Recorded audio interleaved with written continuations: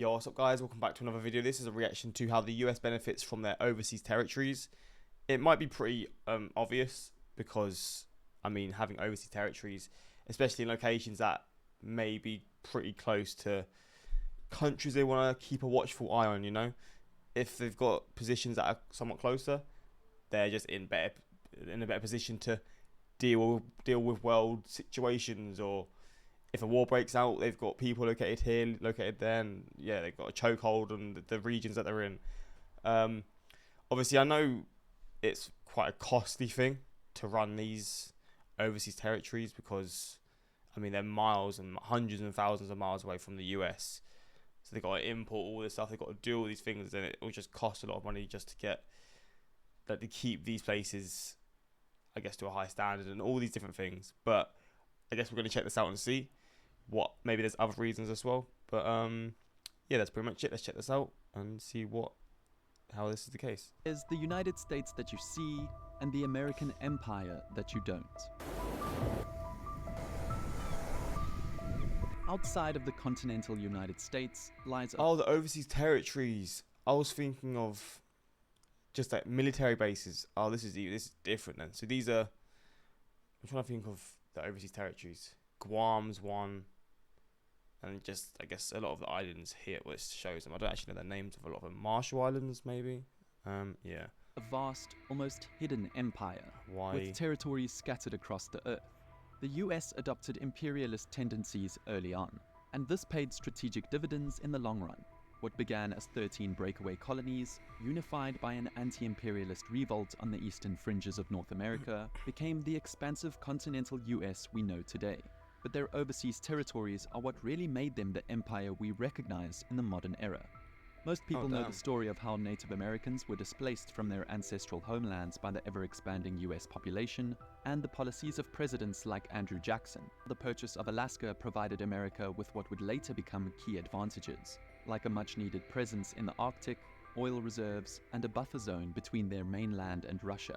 But what about the territories they annexed or acquired overseas? How did these places help America's foreign policy endeavors and strategic objectives?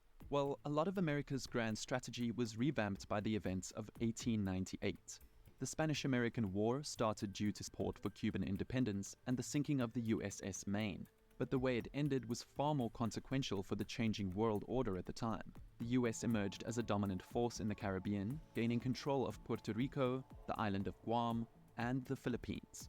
Following the annexation of Hawaii earlier that same year in 1898, and then buying the Virgin Islands from the Danish West Indies in 1917 for $25 million, the US was now emerging as a true imperialist power. A power that would soon challenge the long-standing dominance of the British Empire as the 20th century developed. It's fair to wonder why these overseas territories were so important to the US grand strategy. After all, many Americans had no idea where these newly acquired islands even were.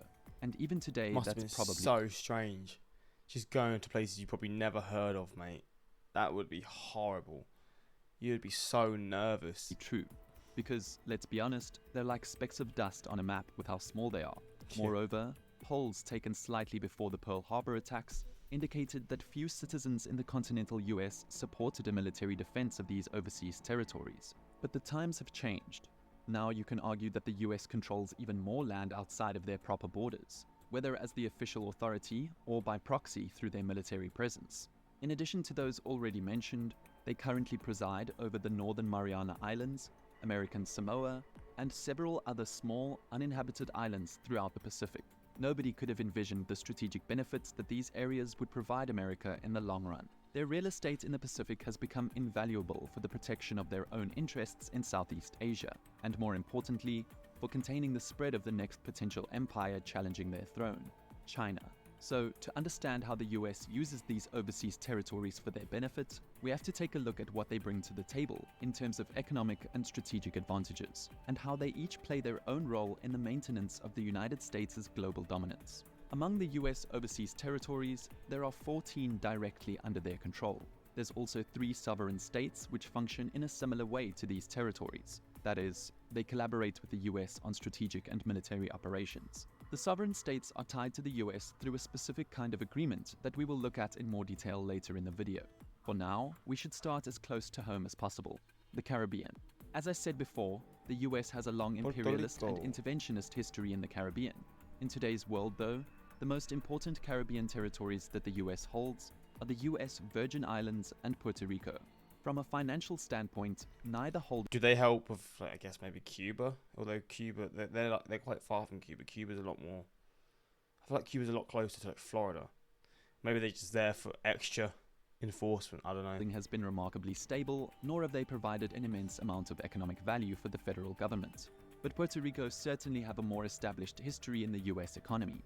For individuals and businesses, they have functioned as a tax haven, boasting an enticingly low 4% income tax for residents. Sheesh. This has attracted plenty of commerce to the island by allowing those that source their income in Puerto Rico to avoid the 37% federal rate and the various state taxes, which can also be quite high, like 13.3% in California. Meanwhile, the US Virgin Islands is on the EU's tax haven blacklist for similar reasons. Both of these islands are unincorporated territories, meaning they're under US jurisdiction but don't have the same benefits that the 50 states enjoy. This means less federal support, but it also allows them to avoid federal prerequisites like income tax levies. From a resource perspective, given all these territories are recognized as part of the US, each one of them is entitled to their own exclusive economic zone, which is usually an area of 200 nautical miles of ocean from each coastline. This, in turn, gives the US the ability to exploit their natural resources within this area. Not only does this include control over all the fishes, but also the oil and gas reserves. Oh, it's always the oil, baby. It's always the oil. Along with deep-sea mining rights, which will become increasingly lucrative in the mineral-rich Pacific territories as time goes on. From a trade perspective, Puerto Rico is located along the Mona Passage, a key shipping lane to the Panama Canal, and San Juan, the island's capital, boasts one of the largest and most accessible harbors in the Caribbean.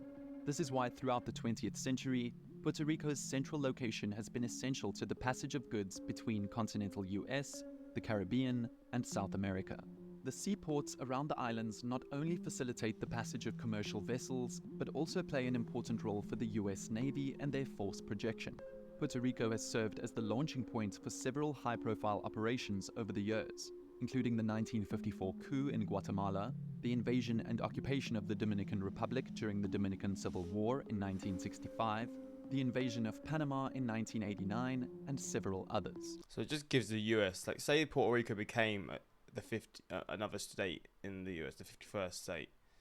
That's just another grip hold on another area, because it's quite far from the US. It's not like they're very close. Like, it's in the Caribbean, but like, it's one of the furthest countries in the Caribbean away from the US. Like, it's pretty much in South America. I mean, it's not. It's in Central, and it's in the Caribbean. But in terms of just the actual position, like, it's not too far from the northern part of South America. So yeah, just another grip hold in a certain area. And the tax stuff, I mean, I'm not surprised. It's always got to be stuff like. For the most part, Puerto Rico has served as the foundation to what became US dominance of the Caribbean. A vast network of military installations located on islands like Bermuda, the Bahamas, Antigua, and of course the Virgin Islands in Puerto Rico allow the US to maintain their own strategic, economic, and ideological control over the Western Hemisphere, aiding their operations in South and Central America especially. If you want to simulate these types of operations, well, let me introduce you to the sponsor of this video. Oh, War Thunder. This is secure the bag, baby. Get that shmoney. Love to see it. And when it comes to their overseas territories, this is and their strategic. It's below. Now, before moving on to the Pacific, it's crucial to understand the relationship between America's economic interests abroad and their strategic differences. It's no secret that the US has overthrown various democracies and leaders around the world for their financial interests. And when it comes to their overseas territories, this is as true as it ever was. Hawaii, for example, which is currently a state, originally came into the US's orbit of power through a collection of Euro-American business elites that helped stage a coup on the island in 1898, with the goals of protecting their equity in the local sugar industry, overthrowing the monarchy, and eventually annexing Hawaii to the United States. This goal came to fruition, and America suddenly had a legitimate presence in the Pacific, providing them with a large piece of real estate where they could station their navy and protect their trade. Hawaii had excellent harbors, providing ample opportunity to construct coaling stations for this growing navy to refuel. It was perfect. Once under US control, Hawaii wasn't exactly an economic powerhouse, but their agricultural industry, primarily based on the cultivation of sugar and pineapples, was of vital interest to the American businessmen that lived on the island. Later, their tourism industry experienced a boom from the 1950s onwards, and the island eventually became a tool of American soft power, contributing to the positive global image of the capitalist Mecca during the Cold War. The role of Hawaii from a security perspective was evident in their defense spending, especially during the Vietnam War. A military buildup on the island led to an increase in defense expenditures by 3.9% annually between 1958 and 1973, giving their economy a much-needed boost. During this period, Hawaii, which is situated in the South Pacific, was pretty important from a logistics standpoint, functioning as a layover for naval forces and facilitating the transportation of equipment and artillery. This is what annexing Hawaii was really about, projecting military presence in the Pacific. And this utility dates back to World War II, where the strategic advantage of Hawaii cannot be understated. After Japan launched an all-out assault, attacking not just Pearl Harbor, but on the same day launching airstrikes against various US and UK holdings, including Guam, Midway Island, Wake Island, Singapore, Malaya, and Hong Kong, as well as invading and conquering Thailand, the United States joined the fight against the Axis powers. It was Hawaii, along with these other Pacific territories, that helped the US Navy succeed in driving the Japanese back to their mainland. Midway Island, among others, functioned as refueling stations, airfields, supply bases, and tactical outposts for the Allies. The amphibious invasions and island hopping were fundamental to the Allies overturning the balance of naval power in the Pacific, with the Battle of Midway marking a key turning point in the war. From there, US forces could launch from Midway and go on the offensive.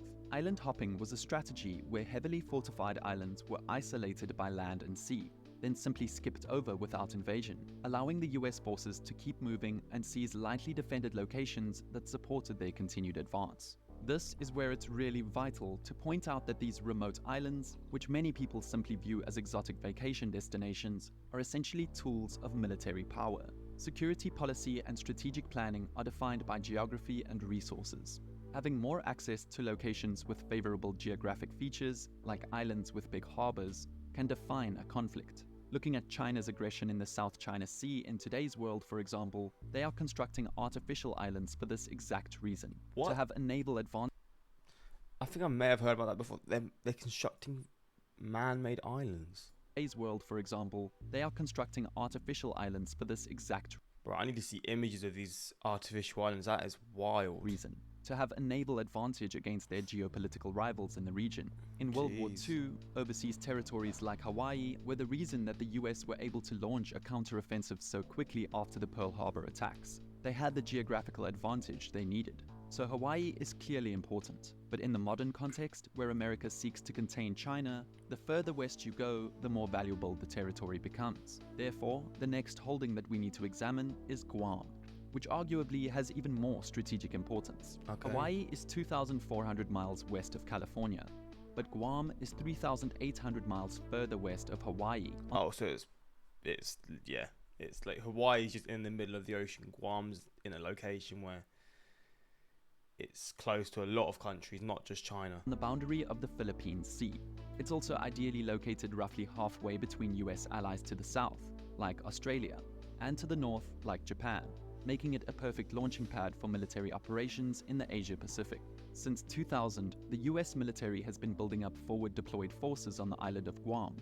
I mean, the US definitely nailed it in terms of getting locations in, like, sort of getting islands in good locations, because they are sorted in terms of if a war breaks out, they're in a primed location. Increase US operational presence to deter potential belligerents and to project power into the Pacific.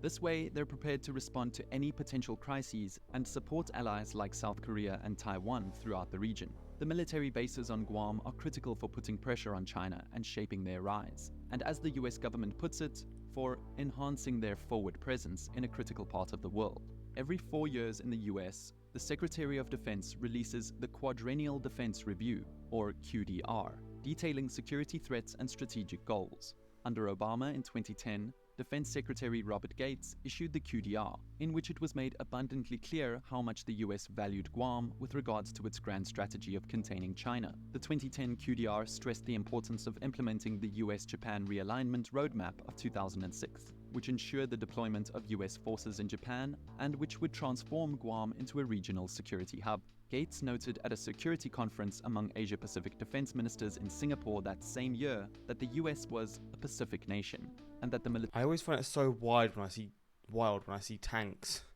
just floating.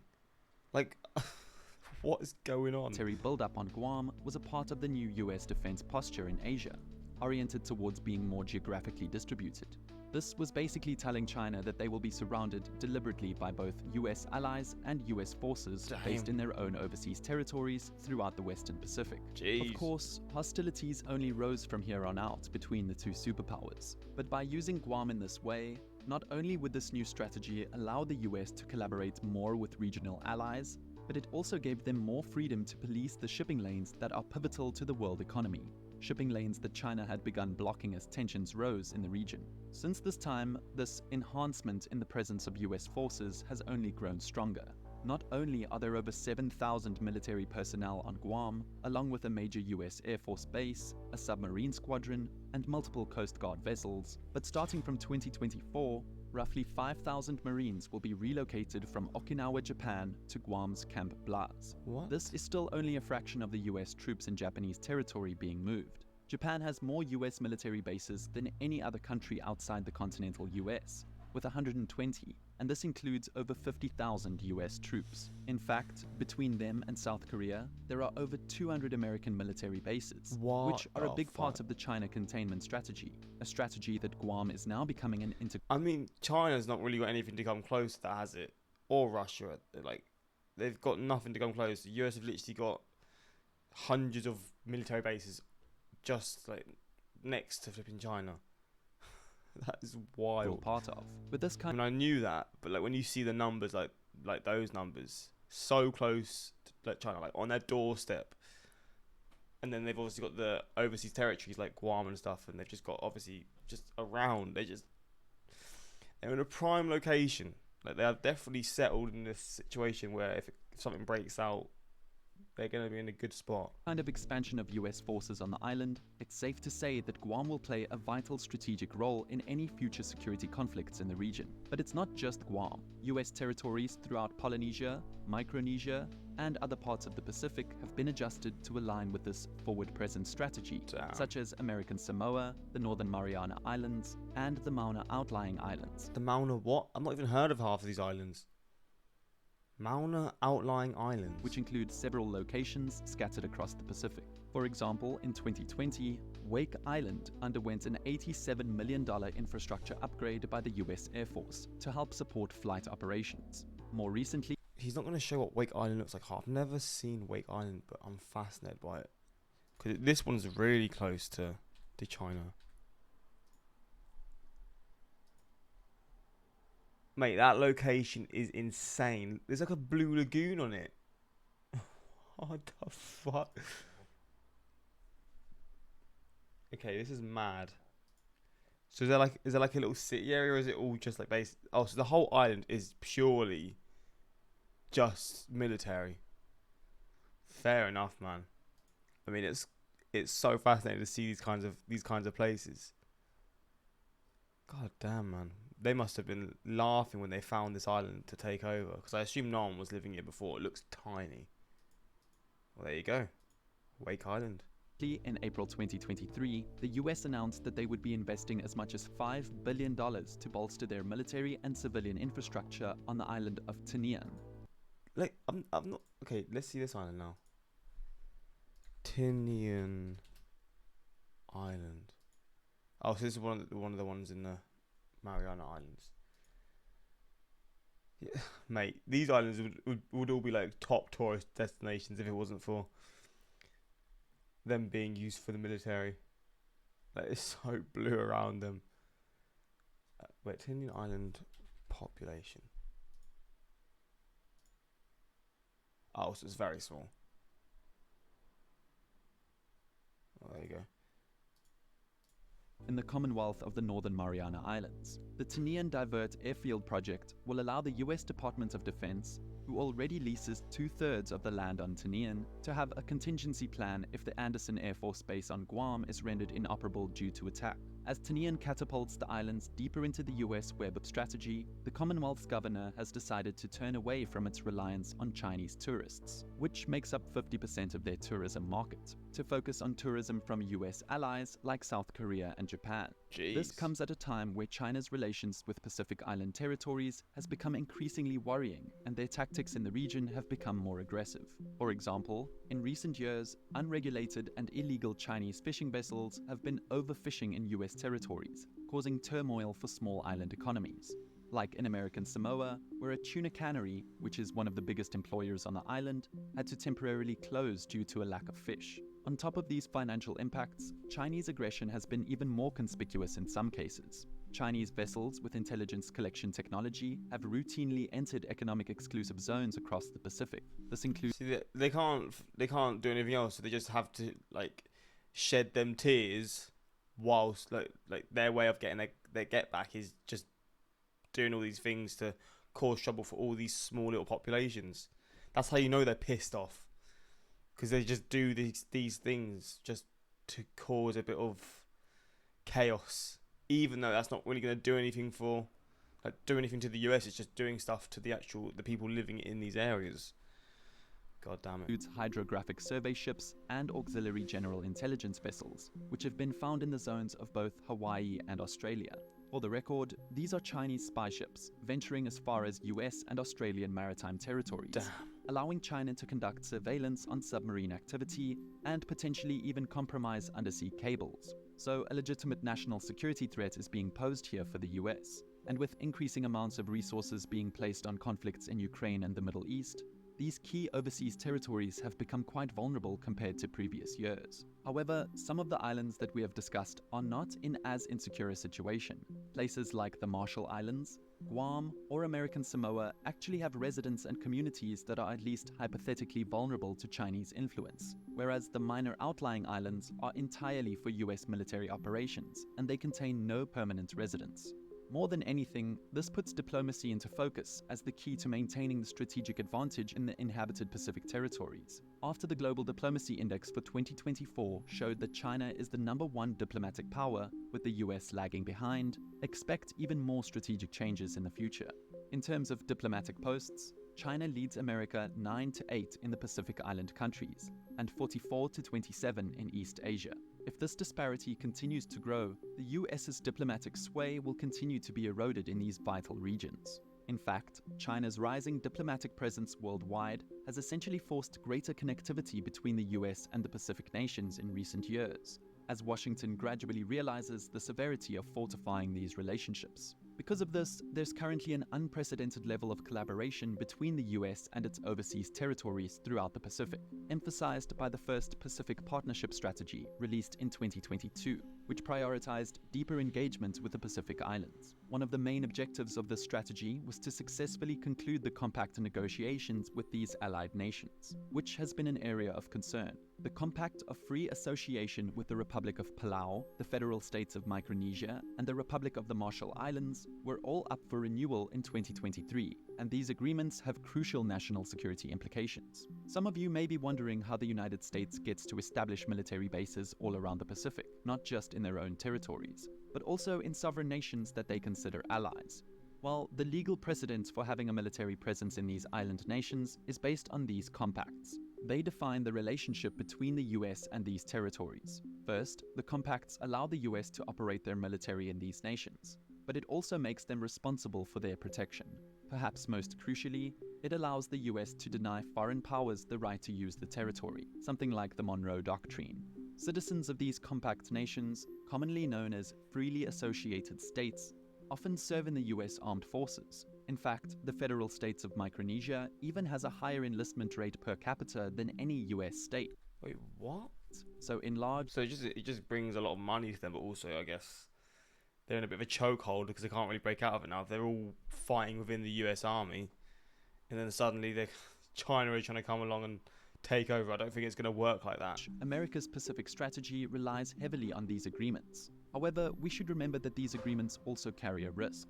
Having a military presence this close to hostile forces like China actually means that America has a network of tripwires waiting to be triggered at any moment, and as a consequence, draw them into a war with superpower number 2. Also, if these compacts are the foundation on which America benefits from overseas territories, it's in China's interests to subvert them.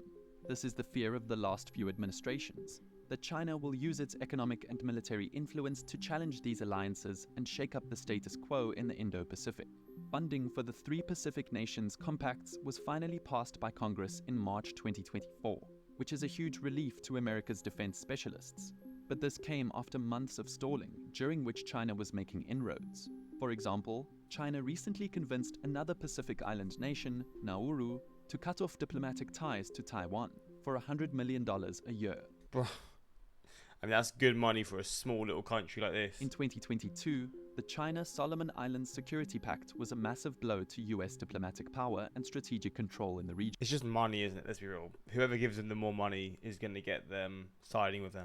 Because of the relative neglect that these nations receive in Washington, often relegated behind what Congress considers to be more prescient issues, like other regional conflicts or domestic issues, these kinds of losses are more worrying than ever. If the US wants to continue using their overseas territories for their own strategic benefit, they'll need to focus on providing these nations with improvements in health and infrastructure, education, increased connectivity, and to forge more authentic relationships with communities on the ground, as opposed to just paying them for their partnerships. Because, just as importantly, one needs to ask how their overseas territories feel about just being exactly that, overseas territories. In an ideal world, each sovereign nation on Earth would have the necessary resources to achieve self-determination. But unfortunately, the reality is that, throughout history, the governments of smaller nations, especially ones the size of these island nations in the Pacific, almost always have to sacrifice aspects of their autonomy as a way to guarantee certain conditions for their people. Otherwise, they run the risk of being threatened into surrendering by military force. For the US, though, it seems they're doing some things right. None of their territories, despite having numerous referendums, have ever opted out of full independence from the US, besides of course the Philippines some 80 years ago, but that's a different story altogether. Small, independent countries in their orbit must always be aware of what the superpower in their part of the world wants from them. For the compact nations, this is the case. They may desire the benefits of statehood or even independence, but being stuck in the middle, where you receive funding and yet are used as a checkpoint and outpost for the US military, which owns a lot of your land, is undesirable in many ways. With another superpower in their neighborhood, they could always switch allegiances, and this is their bargaining chip. The US has to orient their foreign policy towards this region for this exact reason. Otherwise, China is waiting to pounce at the opportunity to partner with these island nations and redefine the balance of power in the Indo-Pacific, as we've seen before. Thank you for watching. Well, there we go. I mean, it's definitely a topic that's probably going to be changing like constantly. Wake Island is closer to Midway. It's nowhere near the South China Sea. Wake Island 447 is not there anymore. It moved a couple of years ago. Raided by the US Air Force. Wait, so let's see, where is... Let's say it's moved. What does that mean?